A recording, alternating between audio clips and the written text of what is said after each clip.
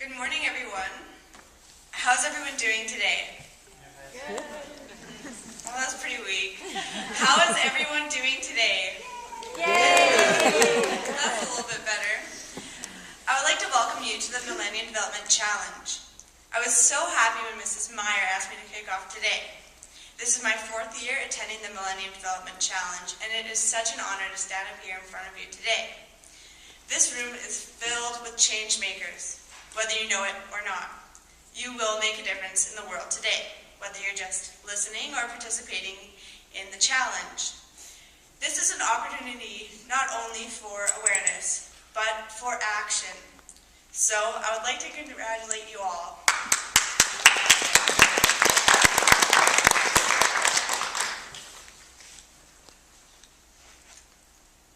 I really pondered what I would focus on today.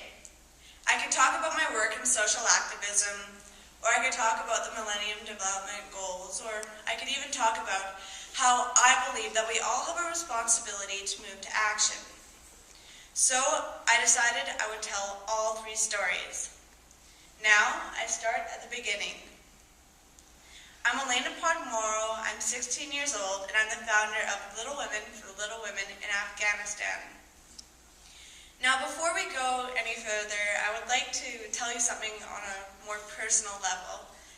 This fall, after returning from Afghanistan, I was rather sick, and I went and did a speaking tour to about 800 kids. And when I returned from that speaking tour, I was diagnosed with mono. And usually mono's not very serious, but my mono went into my liver, giving me hepatitis, and then moved into my brain and into my spinal cord, which gave me neuropathy, and then the worst of it was that it gave me some frontal lobe brain damage. So today, if I stumble at all, or if I get stuck on anything or stutter, I don't want you to think, oh, that's weird or anything. I'm just giving you a heads up. Now I'm going to tell you about how I was inspired to action. In the fall of 2006, when I was 9 years old, I went to a speech by journalist, author, and human rights activist Sally Armstrong with my mom. Now, I knew about Afghanistan. I mean, I had seen it on TV and I heard it on the radio and read it in the newspaper, but that night I learned so much more. I learned that women and girls in Afghanistan had no human rights, especially the right to an education. And I could not believe it. I learned that a teacher's salary in Afghanistan for 1 year was $750. They taught thousands of kids in 1 day and only made $750. Right then and there, I made my goal. I was going to raise enough money to pay for the salary of 1 teacher in Afghanistan for 1 year. And I decided I would hold a silent auction with the help of 2 of my friends. That night, we raised enough money to pay the salaries of 4 teachers in Afghanistan for 1 year. We were empowered and we wanted to continue. We thought, if 3 little girls could make such a difference in the lives of so many, imagine if we joined together as a powerful force to make change. And that was the beginning of Little Women for Little Women in Afghanistan. We believe that education equals peace. That education is a door that leads to a whole new world of enlightenment and opportunities. We have 2 jobs, and that's to raise money and to raise awareness.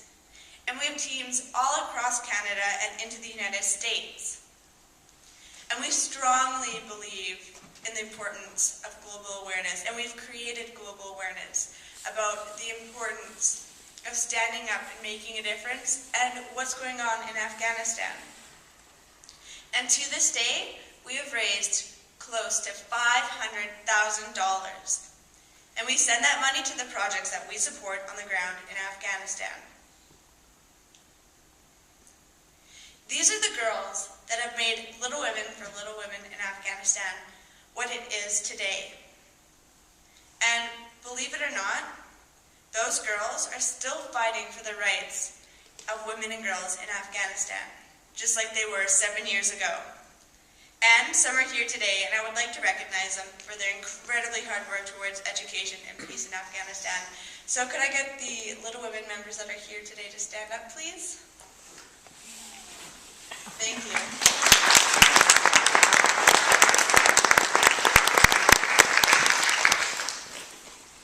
Now, flash forward to 2012. I knew that it was time for me to make the trip. Afghanistan. Not a country that too many people in this room, or even in this country, would likely visit. But I just knew inside of me that it was time for me to go.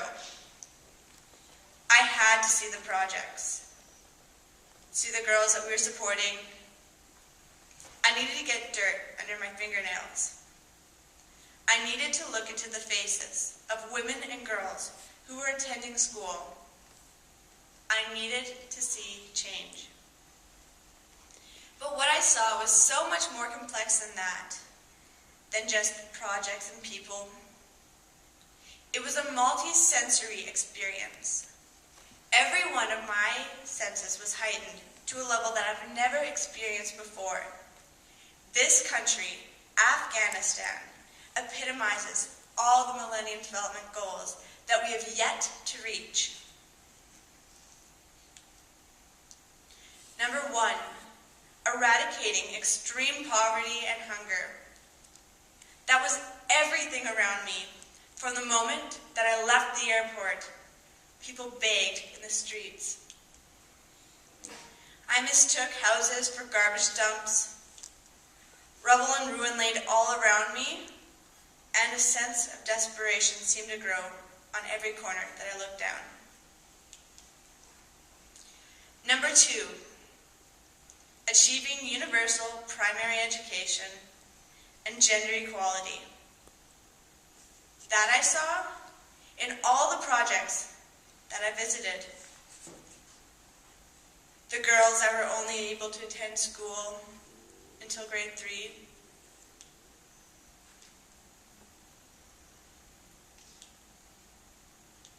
The villages filled with illiteracy.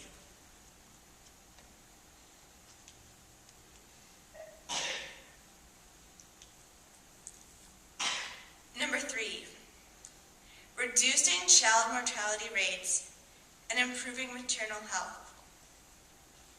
Badakhshan, a northern province in Afghanistan, has the highest maternal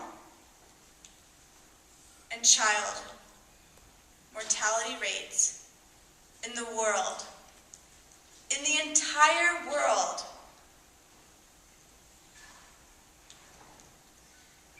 Number 4, combating HIV, AIDS, malaria, and other diseases. Disease runs rampant in Afghanistan. It is one of 5 countries in the world that still battles polio, a disease that was wiped out in the first world almost 40 years ago. Over 1,000 people died last year from rabies. That means you could die by just being bitten by one of the thousands of stray dogs that run in the streets everywhere. This picture is a girl who has a parasite that is growing in her cheek.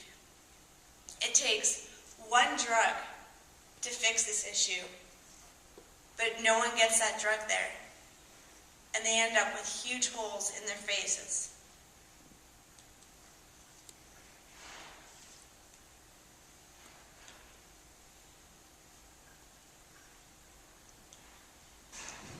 Number 5, ensuring environmental sustainability. I didn't have to open my eyes to see all the environmental issues all around me. The smell itself told the story. The first smell that hits you when you get off the airplane is exhaust, gas, diesel, smoke from fire. It took your breath away. Kabul, where I visited, is a city that was built for 500,000 people. Today's current population is 5 million people. Open sewers, makeshift garbage dumps on the sidewalks that are randomly set on fire. The sky was a thick fog of pollution. There were people defecating on the streets. It was so overwhelming. It was something so far removed from what I've ever seen or experienced here. Number 6, developing a global partnership for development. Well, organizations are there and they're working, but it's a slow process met with huge obstacles because of ignorance, misogyny, and corruption. So, what does that sound like to you? Can this country with huge deficits in all the Millennium Goals find its way to heal itself? Rebuild itself? Can we create a free and safe environment where every citizen, female and male, are treated as equals? 67% of Afghanistan's population is under 30 years old. They did not ask for this country of war and destruction. But this generation is the one that is going to make change. Our generation must make change. And I do believe that change is possible. I believe that we can reach all Millennium Development Goals. And it's going to take time. It's going to take money. But more importantly, it's going to take action. When I sat in that auditorium in 2006 where Sally Armstrong was speaking, she told many stories of sadness, of death, of pain. But the words that impacted me the most that night were, the worst thing you can do is nothing. And I understood in that moment exactly my responsibility. Now I'm going to play a quick video.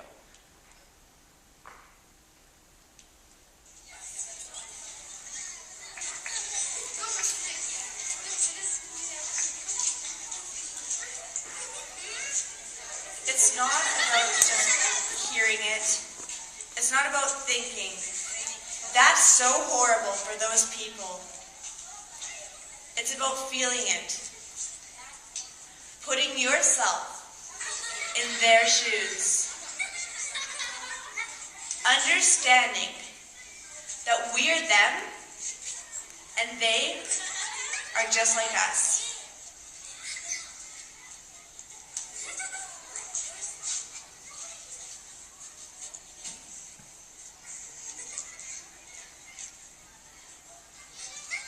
It doesn't matter what the religion, the race, or the economic situation is. This fall, I was honored with the title Ambassador to Canada for International Day of the Girl. This gave me an opportunity to travel to the UN in New York, October of last year. I was invited to ask a question to a panel of delegates from all over the world representing different countries and organizations. My question was simple. Where do we go from here? How do we create equality? How do we meet the Millennium Development Goals? Many panelists addressed my question in a very politically correct manner, but I already knew the answer. It was not going to be solved by a room full of country leaders, politicians, or industrialists. It's going to happen in rooms like this, filled with people like you, kids like us, one fundraiser, one outreach at a time. Each time that we stand up and say, no, that's wrong. These injustices cannot continue. These human rights violations cannot continue. These environmental disasters cannot continue. We are making change every time we choose to take action, whether it be collecting pop cans for Kenya or participating in a challenge like this today, supported by your own peers. You are teaching, and you are all giving. This is what change looks like. Now, I'm not really one to quote great scholars or past leaders, but I will close my speech with one sentence from a song by Jewel. In the end, only kindness matters.